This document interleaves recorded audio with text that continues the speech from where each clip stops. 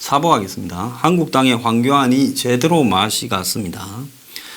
어제 판문점의 해동에 대해 최초로 DMZ에서 미국과 북한의 정상이 만나고 대화를 나눈 것 자체가 큰 의미가 있다고 생각한다 말을 하고, 어제 여의도 국회에서 한국당 북핵 외교안보특위 현안 회의를 마치고 기자들과 만나 트럼프가 북핵의 포괄적인 타결에 대해 언급한 것이 의미가 크다라며 어제 회담에 대해 그걸 비판하지 못했습니다.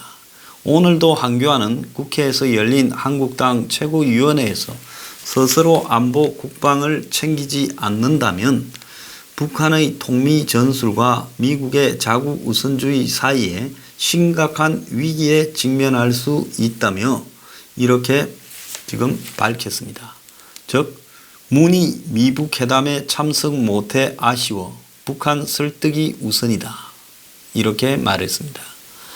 자, 황교안은 트럼프가 포괄적 합의를 언급한 것이나 2, 3주 내에 실무 회담을 하겠다고 밝힌 것은 교착 상태에 빠져 있는 북핵 협상을 풀 좋은 계기라고 생각한다며 역사적 의미를 긍정적으로 평가하면서 앞으로 협상이 순항하기를 기대한다.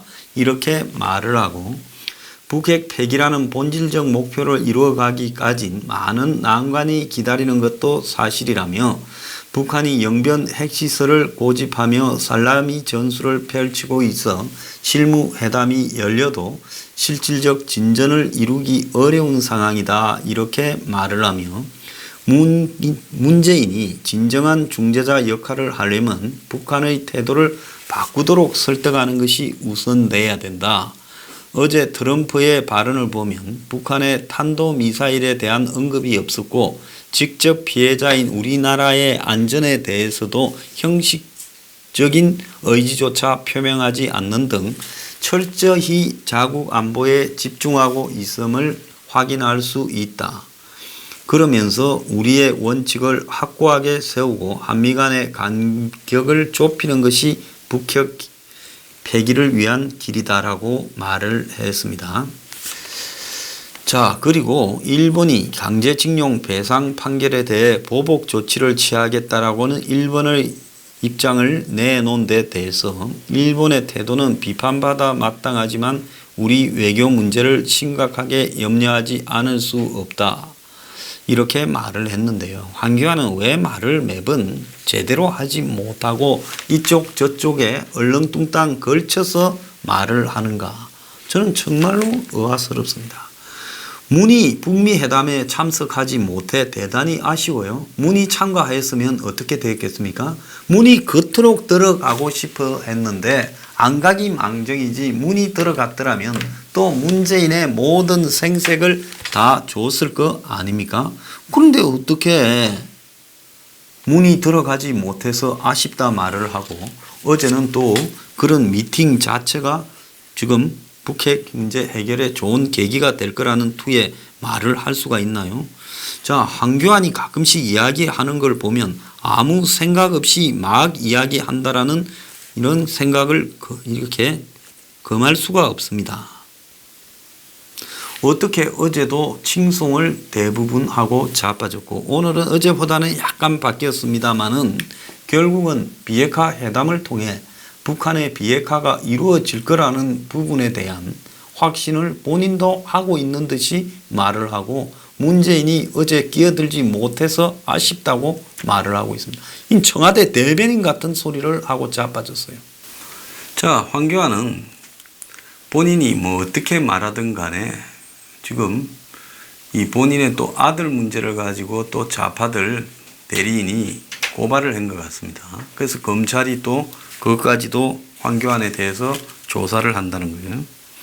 끝없이 내몰려가고 있는데 오늘 문희상이 주도하는 초월회라는 또 여야 5당 대표 모임에 가서 또 끼어든다고 합니다.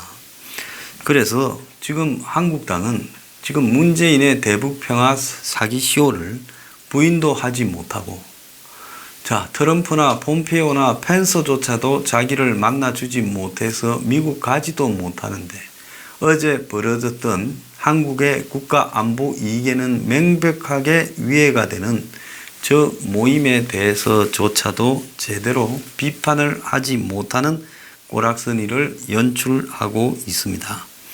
그래서 참으로 기가 찬 일이 아닐 수 없는데요. 트럼프가 어제 한국 기업 대표들을 불러가지고 오전에 하얏트 호텔에서 좀 이 군기를 잡았습니다. 화웨이 문제를 가지고 압박을 하지는 않았지만은 그들에게 미국에 투자해라고 사실상 강압적인 표현을 안 썼을 뿐이지 압박을 했습니다.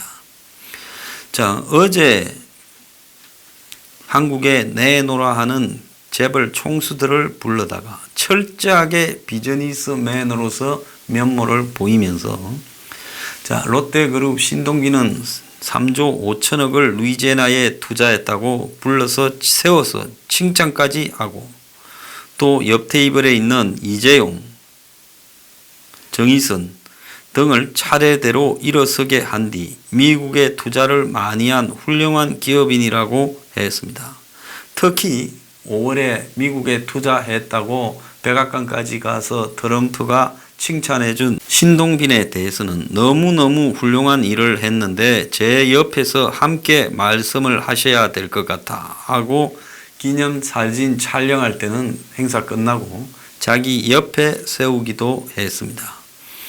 자, 그래서 어제 한국의 기업들은 이거 화웨이 가지고 벼락대지는 게 아니냐고 짠떡 졸았고 특히 화웨이 문제에 제일 취약한 LG는 구광모가 가지 못하고 이제 부회장, 나이 든 부회장이 대신 가서 좀 이렇게 맞으려고 했죠. 그런데 가보니 화웨이 발언은 안 했지만은 미국으로 투자하라고 했습니다.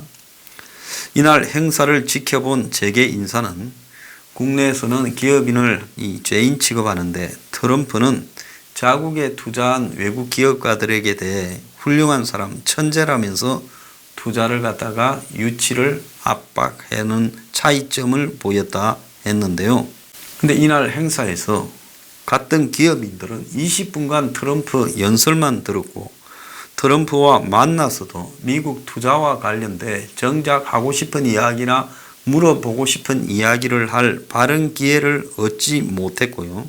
그냥 트럼프가 일방적으로 미국에 투자라고 강요하고 또 투자한 사람은 칭찬하고 그리고 이제 미국에 투자하지 않으면 그야말로 말은 안 했지만 불이익이 있을 수 있다라는 그런 부분을 과시를 했다는 거죠. 미국에 투자할 때 지금보다 더 좋은 기회는 없다. 그러면서 대미 투자를 확대해라.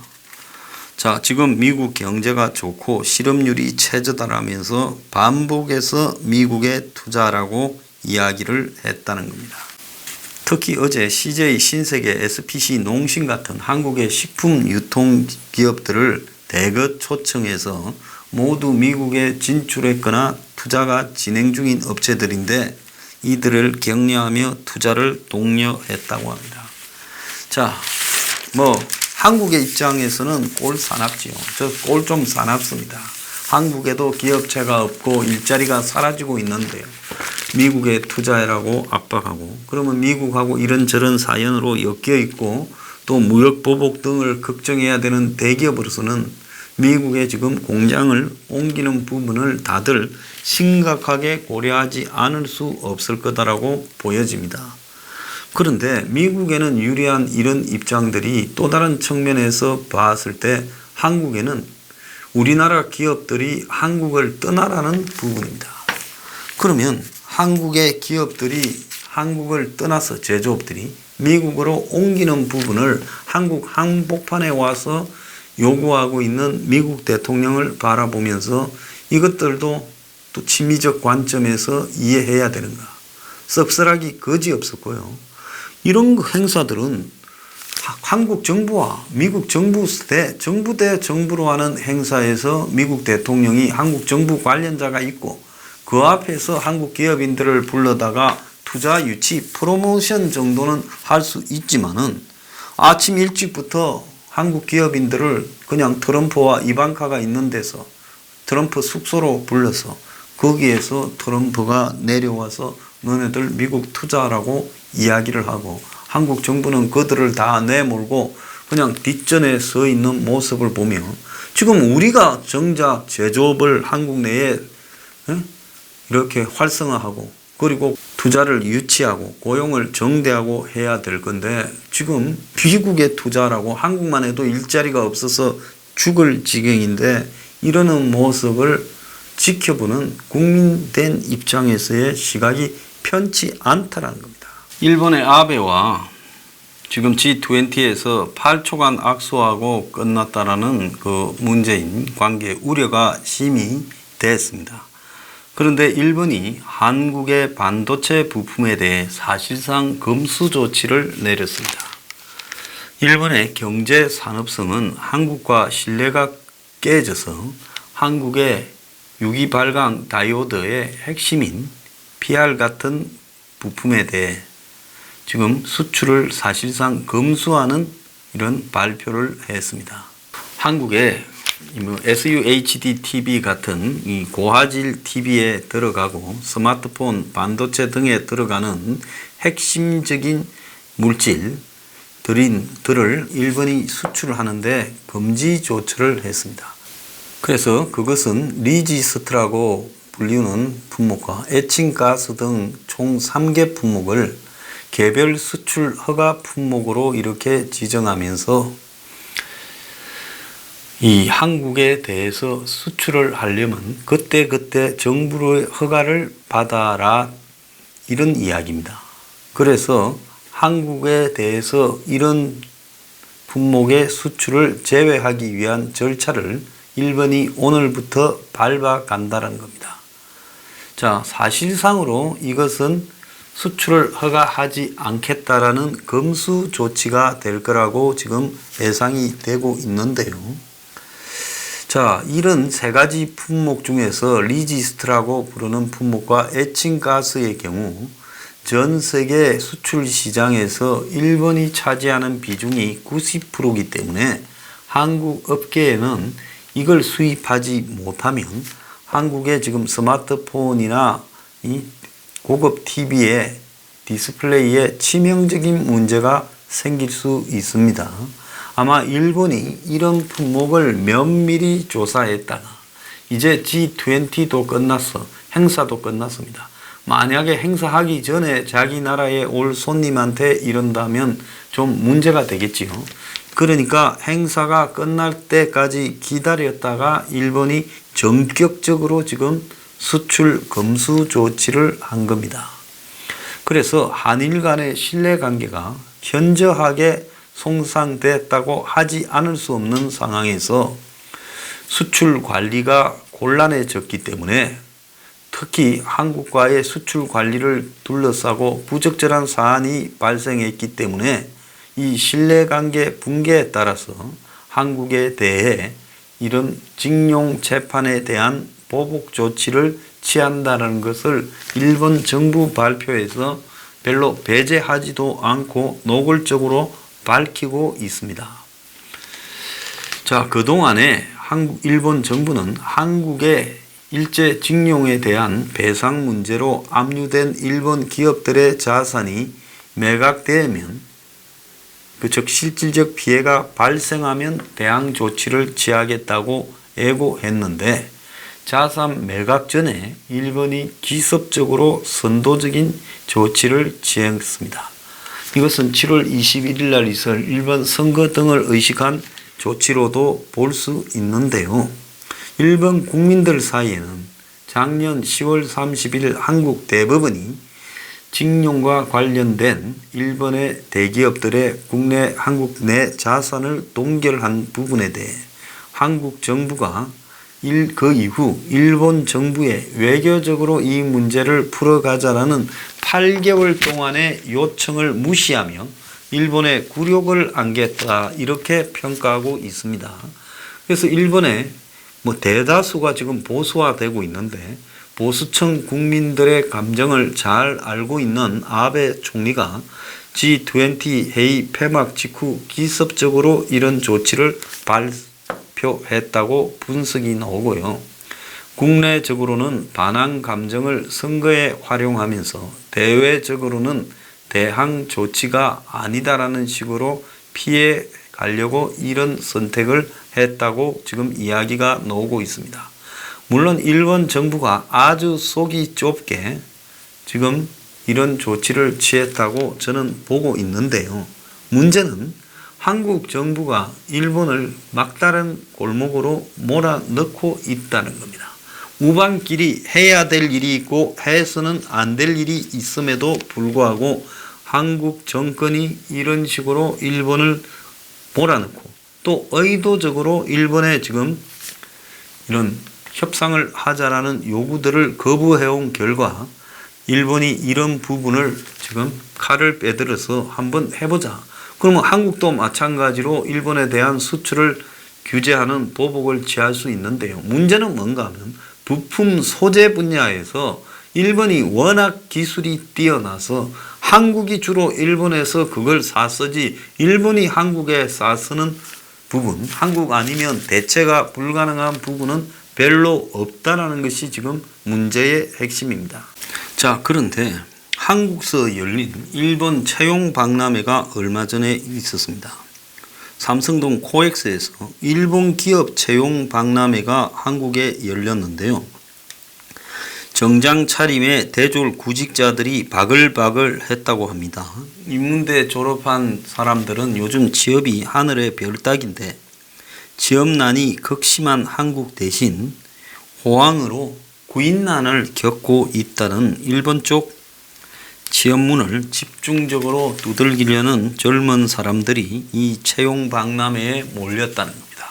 박람회라 하니 뭐 많이 뽑는 것도 아니고 올해 일본 기업 42개사가 1000명을 뽑는데 기업마다 한두 명을 뽑는데 지원자가 1600명이 넘어서 경쟁률이 16대 1이라는 겁니다. 한일 관계가 최악으로 이렇게 가고 있는데도 불구하고 젊은 사람들은 한국의 일자리를 찾지 못해서 지금 일본에 취업하겠다고 일본 기업에 SOS를 두드리는 부분입니다. 자, 지금 일본은 대졸 취업률이 98%, 졸업 전에 거의 대부분이 취업이 가능한 완전 고용 수준인데 한국의 대졸자들의 취업률은 66.2%로 지금 1인당 일자리 수가 일본에는 사람 한 명당 일자리가 1.6이고 한국은 사람 한 명당 일자리가 0.57이라는 겁니다. 그러니까 우리는 두 명이서 하나의 일자리를 다투고 있다면 일본은 두 명이서 세 개의 일자리가 넘는 부분을 취직을 하려고 다투고 있는 이런 형국인데요.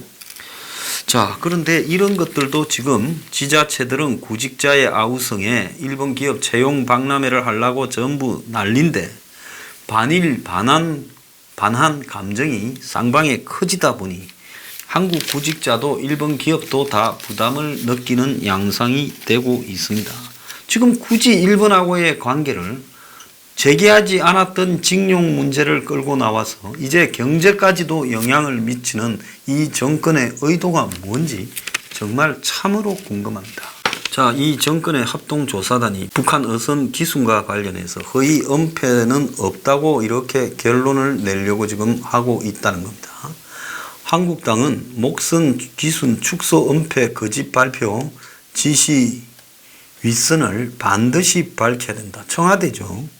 그런데 지금 이 조사 결과 발표는 국방부의 셀프 조사지요. 뻔한 상황으로 가고 있다는 겁니다. 남북관계에 영향을 우려해서 군이 축소 은폐 의혹이 있음에도 불구하고 진상규명의 핵심은 청와대가 이렇게 발표를 조작하도록 지시했는지 여부인데 그런데 국방부가 셀프 조사해서 그 진실이 밝혀지겠느냐? 지금 한계가 분명한 겁니다. 그래서 좌표로 먹고 사는 군은 폭격을 갖다가 주로 하고 착륙을 주로 하기 때문에 좌표가 어딘가가 아주 중요하죠. 그런데 북한 목선의 삼척항 입항이나 방파제 상륙이 아니라 삼척항 인근이라고 표시한 것 자체가 아무리 둘러대도 군 안팎 전문가들 사이에는 말도 안 되고, 산하부대 등에서 삼척항이나 삼척 방파제로 상부에 보고했는데 군의 발표가 이래 허술했다면 그 의도와 배경이 분명히 있는데도 불구하고 청와대 의식에서 군은 말을 못하고 있다는 겁니다. 그리고 군은 또 경계에 실패한 의혹이 있다 보니 청와대의 지시에 따라서 끌려가는 행태를 이렇게 할 수밖에 없고, 결국은 청와대와 조율해서 이 일을 적당히 발표하는 부분인데요. 여기서 더 의심스러운 것은 가장 중요한 것은 이 선장이 처음에는 돌아가겠다 했다가 나중에 진술을 번복하고 기순을 했다는 부분입니다.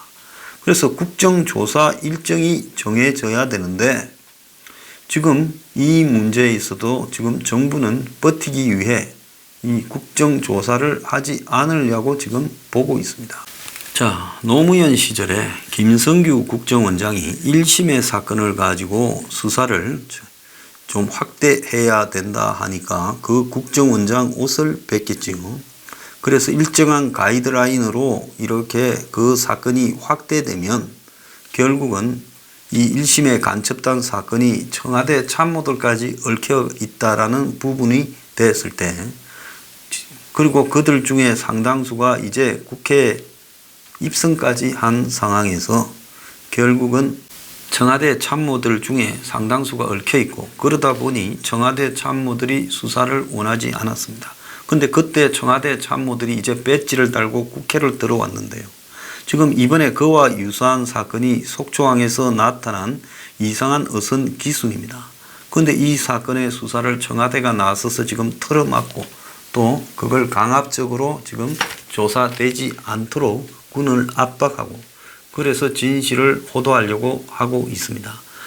이런 상황이라면 과연 이 사건들의 진실이 규명될 수 있을 것이냐? 전혀 규명될 수 없을 거라고 저는 보고 있습니다. 다 헛수고라고 생각합니다.